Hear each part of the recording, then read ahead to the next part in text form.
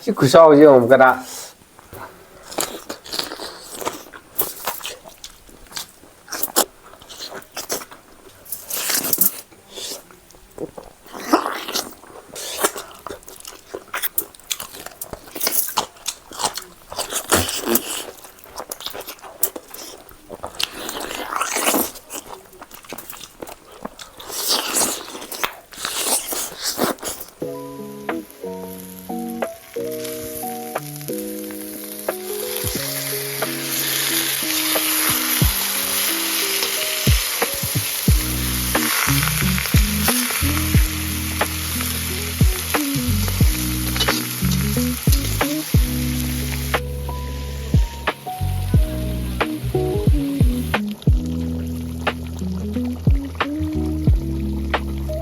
그러면 몇십 명คน불하지만 옌통문에 그러면 시내거 그러면 좀 try 또는 시지.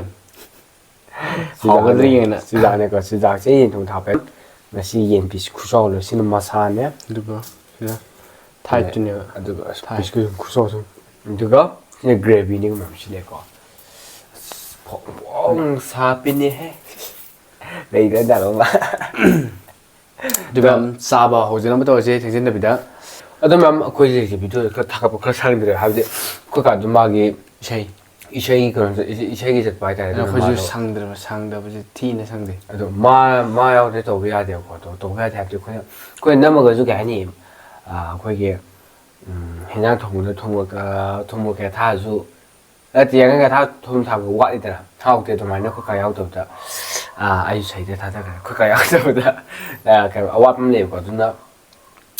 doctor에도 가까이 이제도 저기 시기 비디오도 시기 디스크립션도 콜라보레이트 동게 시기 콜라보레이트 타갈라케 시트죠 어도면 인비오 노아이노아이 카메라 비디오도 모두 이제도 아토바 타갈 거도 이제 비디오면 장인비오도 시기 그냥 커버니고 세지 그냥 마사기 앨범이 나대요 앨범 또 그네도 뭐 아무나 거기 같은 레이다 거기 뭐야 가장 강나 봤는데 나 타갈 뻔하면 호전을 또 시도 시 구사오지 엄까다. 가장 많이 들어오세요. 시 가장 많이 들어. 오, 오케이. 시간 데뷔한 지 알가.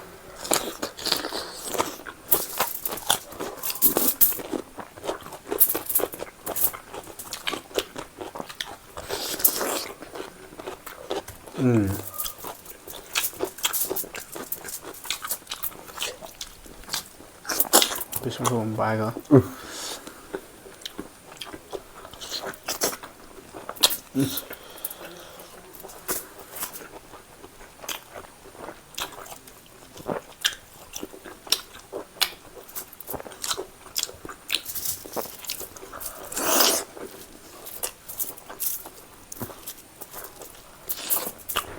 Đó đấy là suy hiện thùng cho quỹ nó phụt lên một xí điểm đã xong mình mau rồi chưa chưa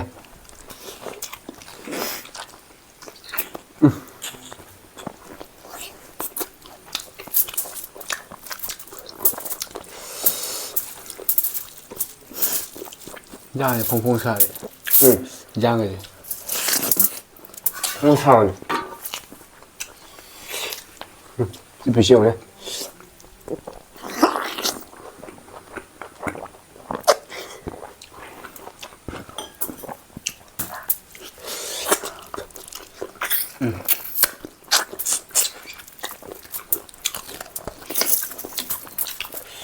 이십이 보대.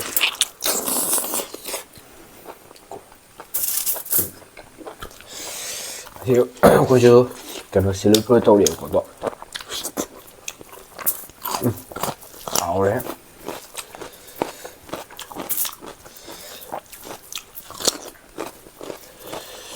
ok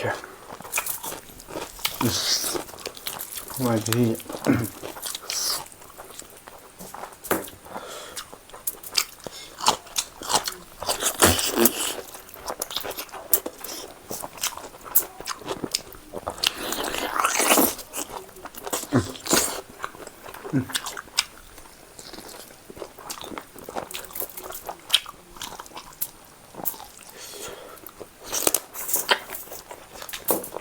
Giặc em ho luôn đấy.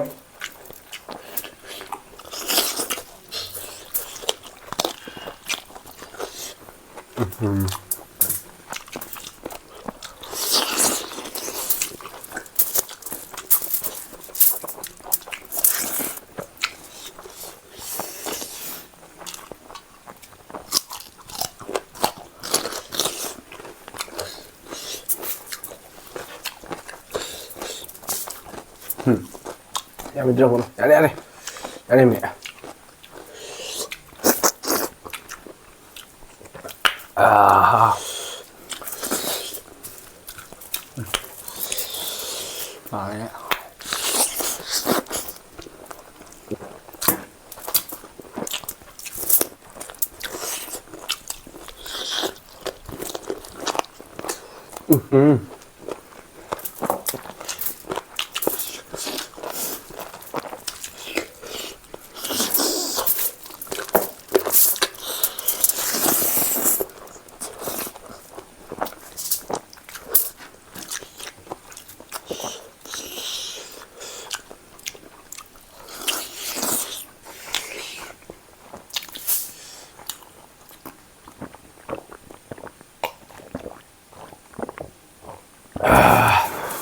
Yang si mahal sih deh, kau kayak ni, sahabat lon thok thok ta.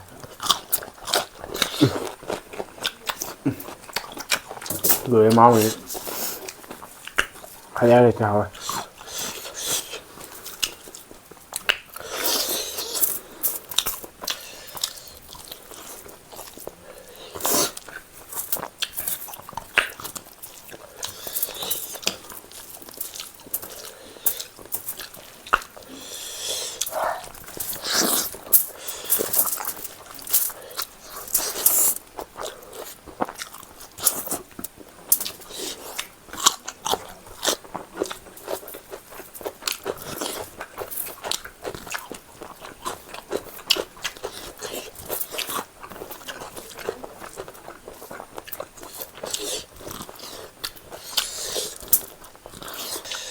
It's a big bite.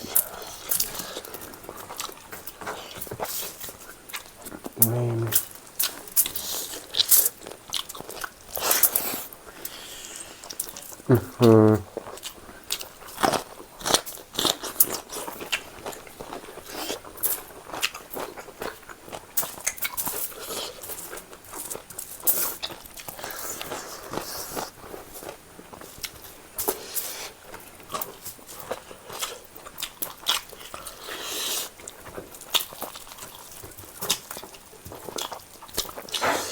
Quá mập hì kìa.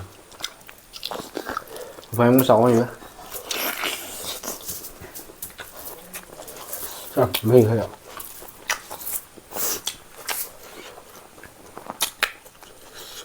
Ok.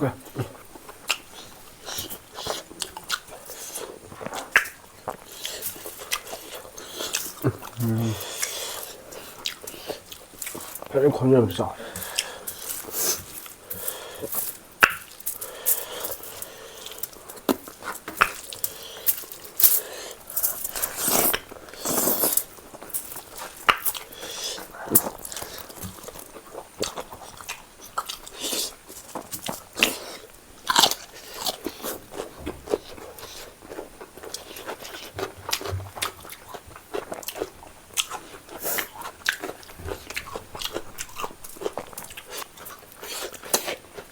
Đây bạn.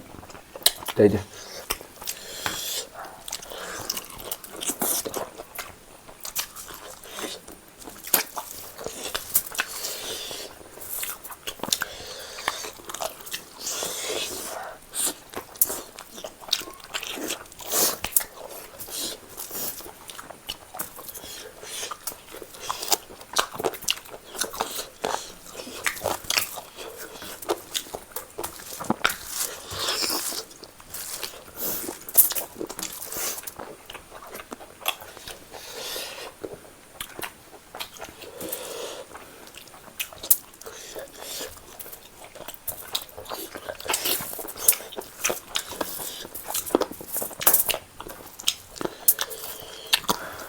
Yêu vòng rồi. Ngon rồi ra. Cái wings.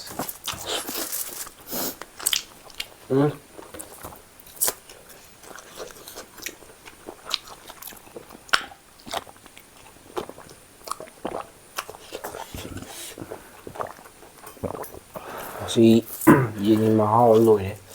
Họ đã tiền tập bập. Thì thầu cái yam rồi đấy. Thao ta thong bạ yam nữa đi. Dạ hơi yam thằng. Mày. À khuê, nâng ở tôi sao cái này không hiểu.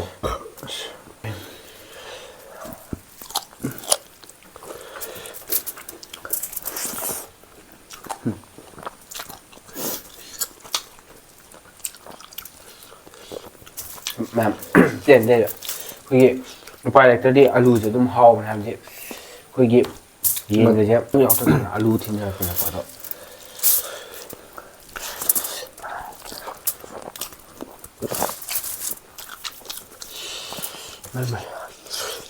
Mày mà mong lên.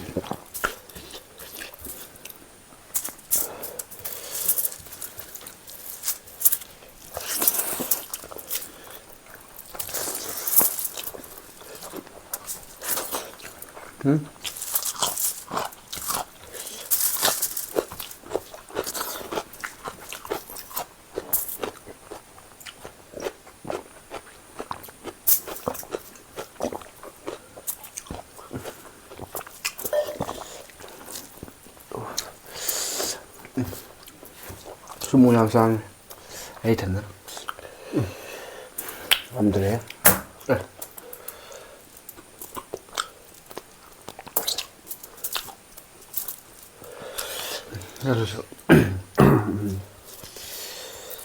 Một sao đây. Thực sự luôn em này. Một sao nó tiền. Màu nó sôi rồi. Thì người ta rồi mình.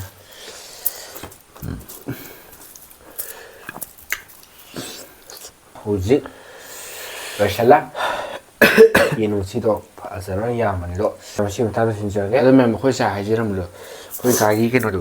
Se do collaborate to thak la ke do mem sang ngai ying bi o ko.